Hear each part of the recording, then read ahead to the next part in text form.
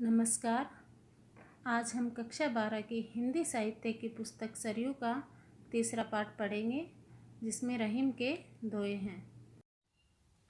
अच्युत चरण तरंगनी शिव सिर मालती माल, हरि न बनाओ सुरसुरी कीजो इंदव बाल। अच्युत का अर्थ होता है भगवान विष्णु। चरण तरंगनी का अर्थ होता है चरणों से निकलने वाली गंगा। शिव का अर्थ होता है शिव जी। मालती माल का अर्थ होता है मालती के फूलों की माला। हरि विष्णु। सुरसुरी का अर्थ होता है गंगा नदी। इंदव भाल का अर्थ होता है चंद्रमा जिसके माथे पर है, अर्थात शिव। कवि रहीम कहते हैं कि हे माँ गंगा, आप विष्णु के चरणों से निकलती हैं और शिव जी के सिर पर मालती के फूलों की माला की तरह सुशोभित हैं। इसलिए जब आप मेरी मुक्ति करें तो मुझे विष्णु न बनाएं, मुझे शिव बनाएं, ताकि मैं आपको अपने सिर पर धारण कर सकूं। अमी पियावत मान बिनु रहीमन मोहि न सुहाय, मान सहित मरिबो भलो जो बिस दे बुलाए। अमी का अर्थ होता है अमृत। न सुहाय का अर्थ होता है अच्छा नहीं लगना।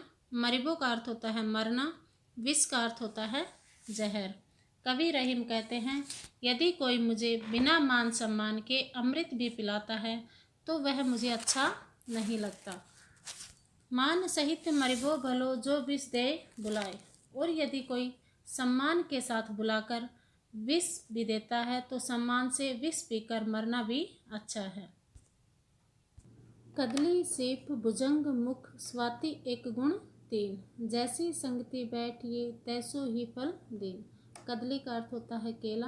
भुजंग का अर्थ होता है सांप। स्वाति का अर्थ यह है स्वाति नक्षत्र। तैसो ही का अर्थ होता है वैसा ही।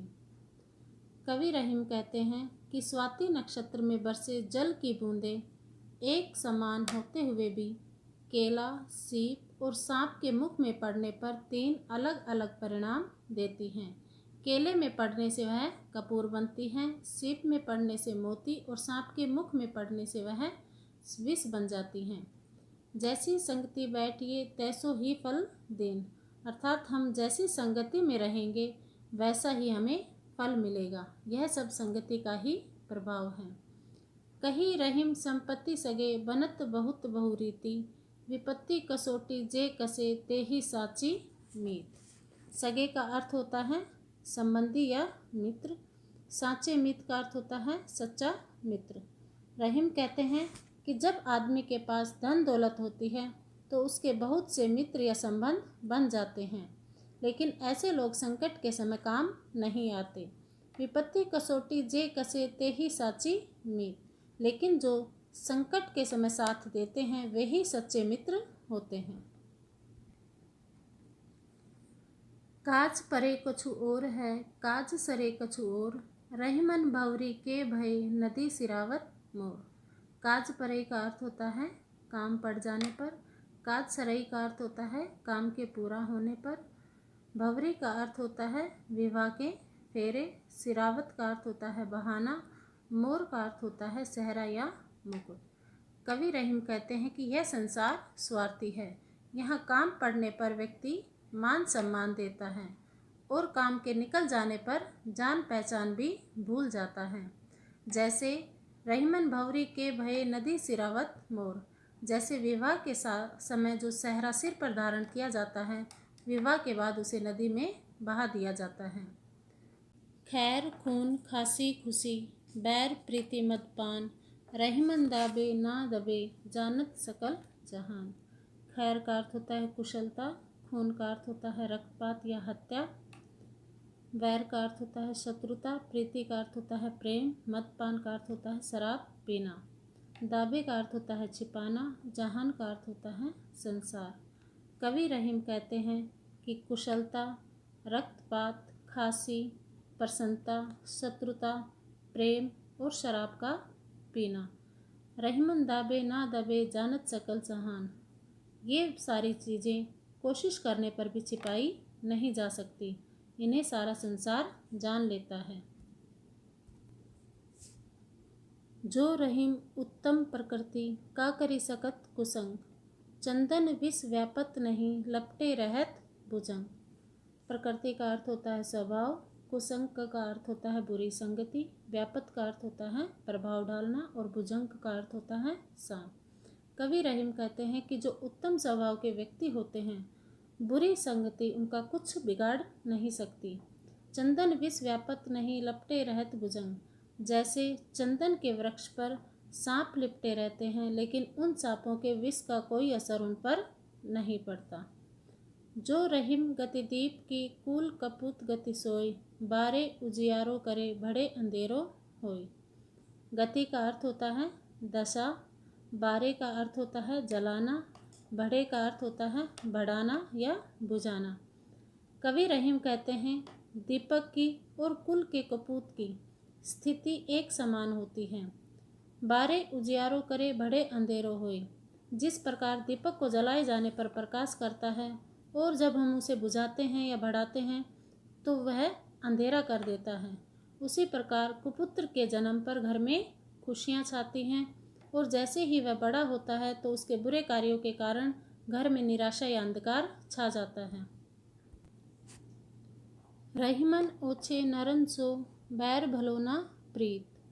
काटे चाटे स्वान के, दो भांति विपरीत। ओछे का अर्थ होता है नीच, बैर का अर्थ होता है शत्रुता, प्रीत का अर्थ होता है प्रेम या मित्रता, स्वान का अर्थ होता है कुत्ता, विपरीत का अर्थ होता है कष्टदायी।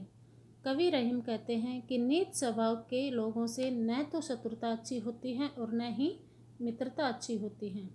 काटे चाटे स्वान के, दो भांति विपरीत।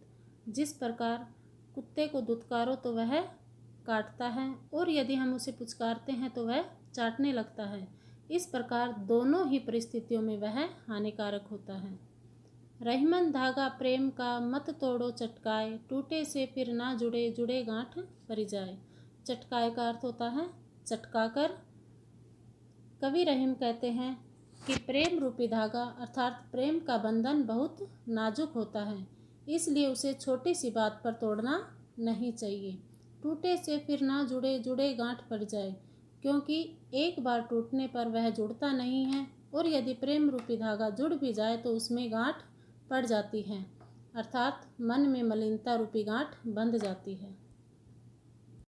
रहीमन पानी राखिए, बिनु पानी सब सून। पानी गए न उबरे, मोती मानुस चून। सून का अर्थ होता है व्यर्थ या बेकार। पानी का अर्थ यहाँ तीन है, चमक, प्रतिष्ठा और जल। न उबरे का अर्थ होता है काम के नहीं रहते।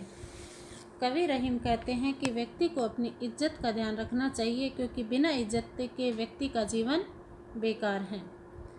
पानी गए न उबरे, मोती मानस चून। इसी प्रकार पानी के बिना मोती में चमक नहीं रहती, मनुष्य में इज्जत नहीं रहती और आटा भी किसी काम का नहीं रहता। इसलिए हमें प्रत्येक स्थिति में पानी रखना चाहिए। प्रीतम छवि नैनन बसी, पर छवि कहाँ समाए। भरी सराय रहीम लखी, पति का फिर जाए।